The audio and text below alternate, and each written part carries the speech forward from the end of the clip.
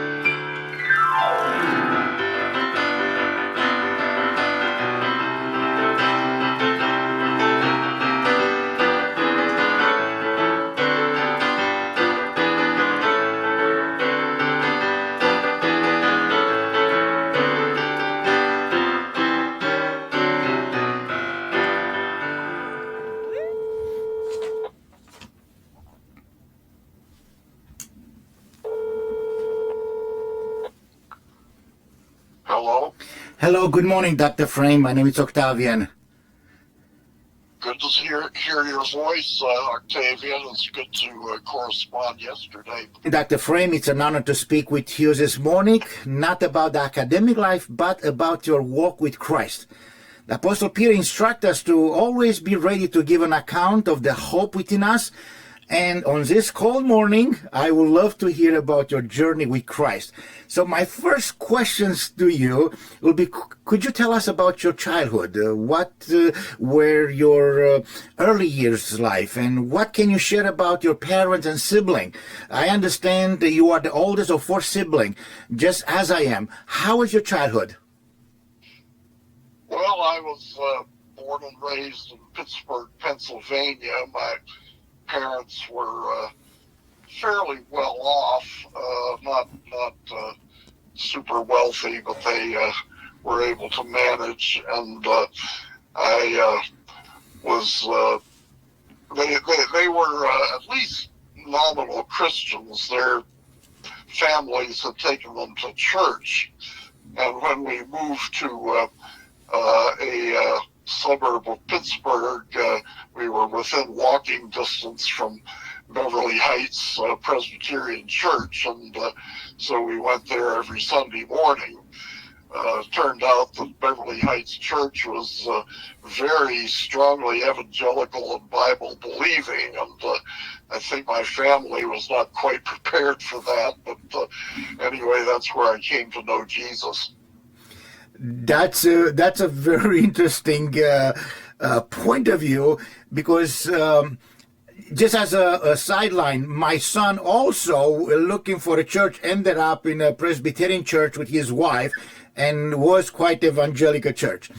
How would you describe your adolescent years? Were you a rebellious son, an adventure spirit, or something else? Well, in my adolescent years, I continued to go to the same church and was exposed to the gospel and became very interested in theology, and I also played the piano and took organ lessons from the church organist. So there are many ways in which I got very deeply involved with the youth program in our Presbyterian church, and again, that was a way of me meeting Jesus and getting to know a lot of friends who were disciples of his. Would you mind tell us the youth program in your years? Because every generation has a different experience, a different approach in evangelism. How was in your years when you were young? How was the youth programs? What you were aiming for?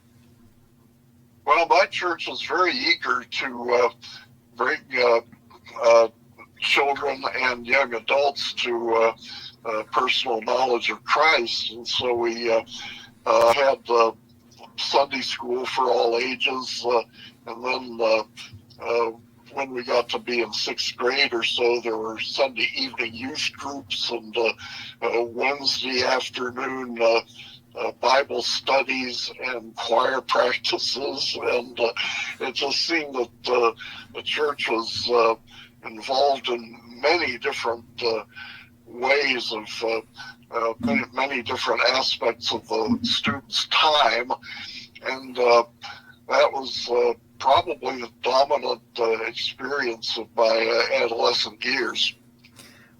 That's quite...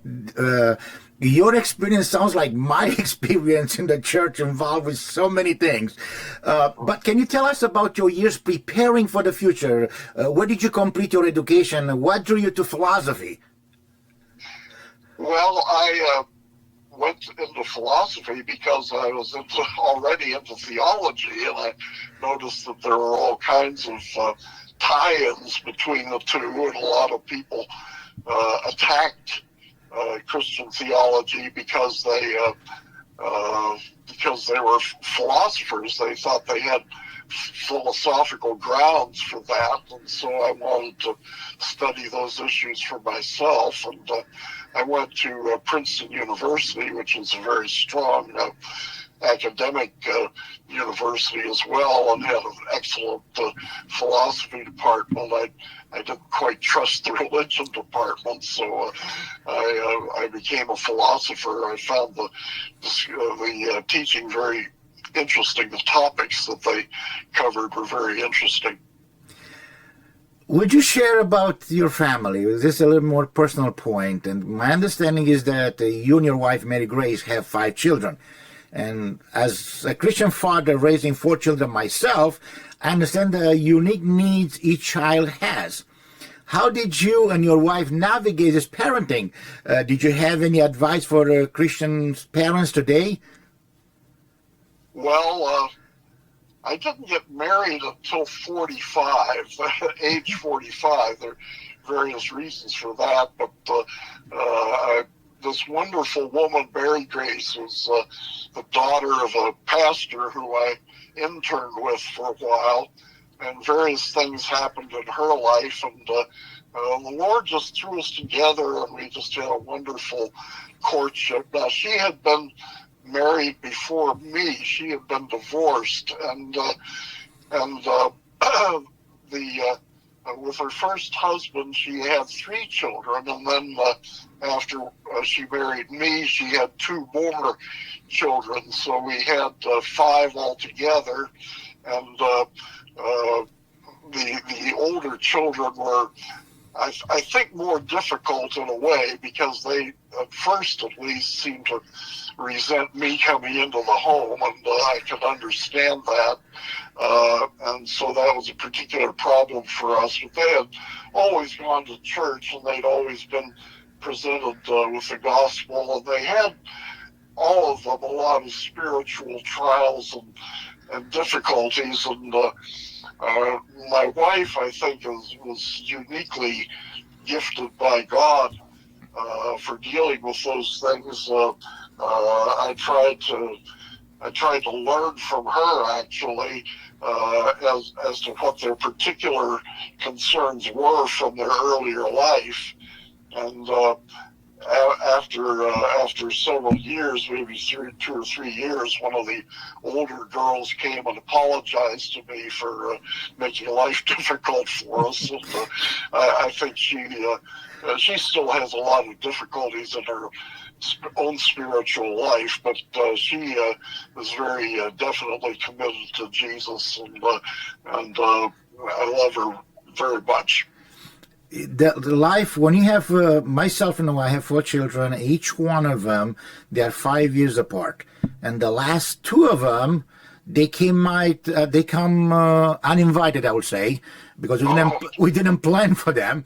But each one of them has his own character. They went through different stages in their lives, and it's unique. And as a parents, we are Christian parents. We are here to help them and direct them to Christ, and it's not easy.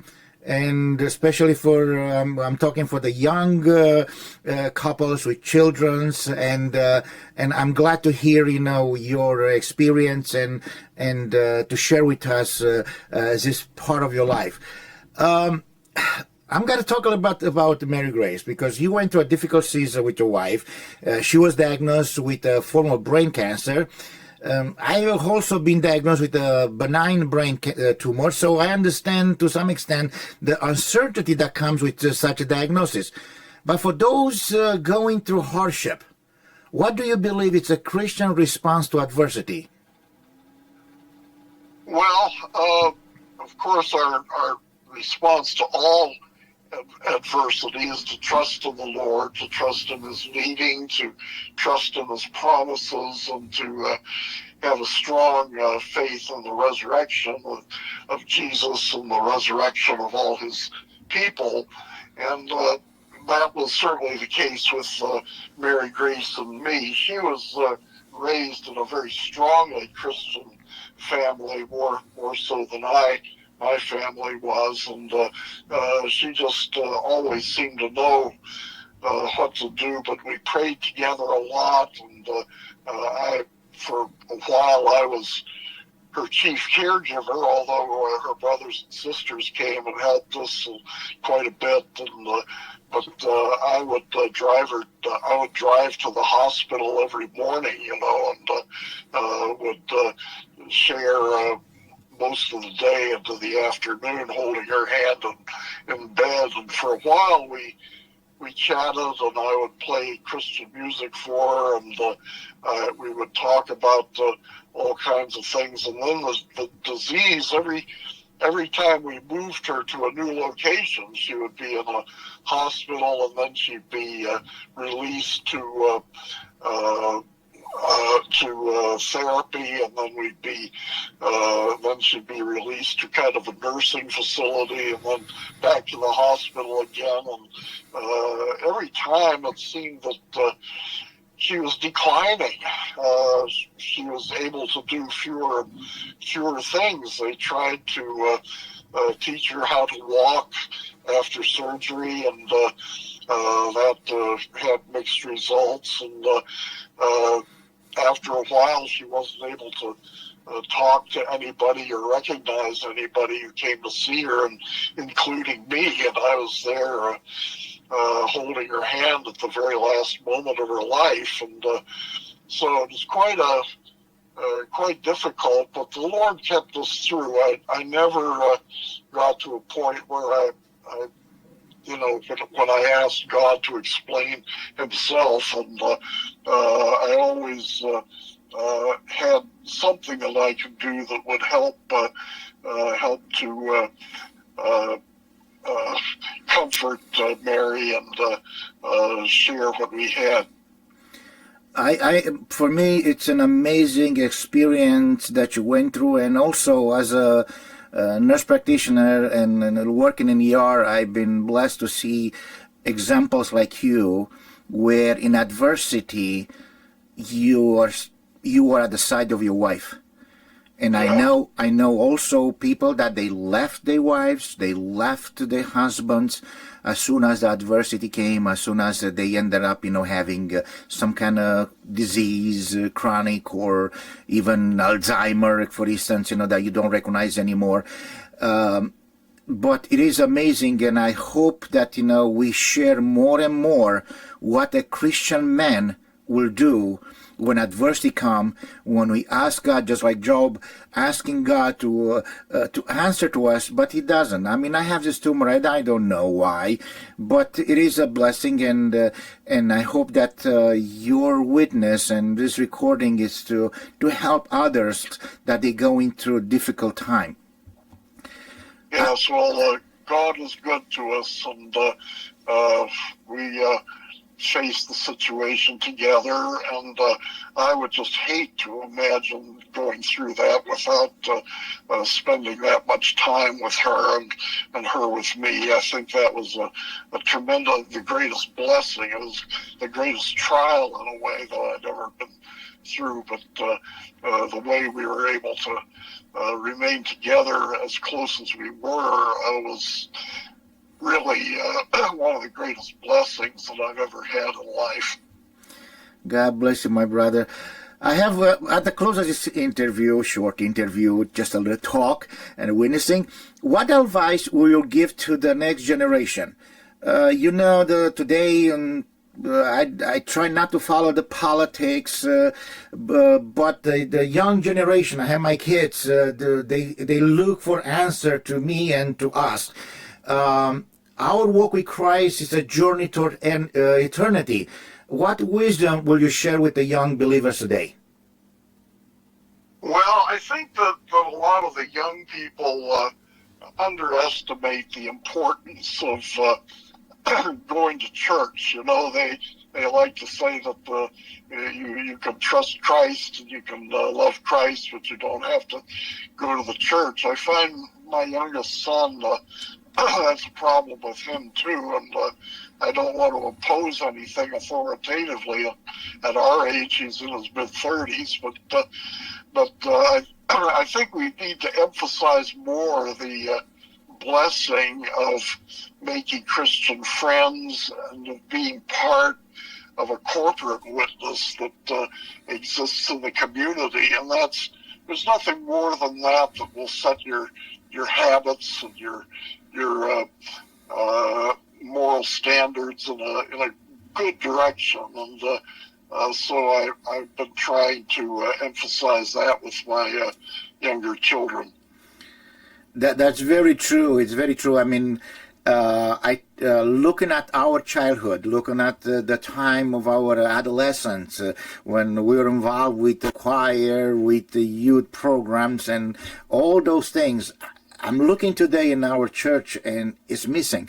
Other than playing volleyball and maybe have a little meditation, there is no more this eagerness to witness Christ. And also you can see that the youth, they don't go to church anymore. They are like a separate. They are wired up to a phone. Yes. So that's they're becoming more and more separated from the society, and then they're becoming rebellious in the wrong way. Dr. Friends, thank you so much for your time. You are in my prayer. You and your family. God bless you, and thank you for your witness. Well, thank you. It's a little bit surprising. We haven't talked before, but we have so much in common, both what's happened in our lives and our relationship with Jesus. And so I'm very thankful to make your acquaintance, and thankful to you for reaching out to me. Thank you so much.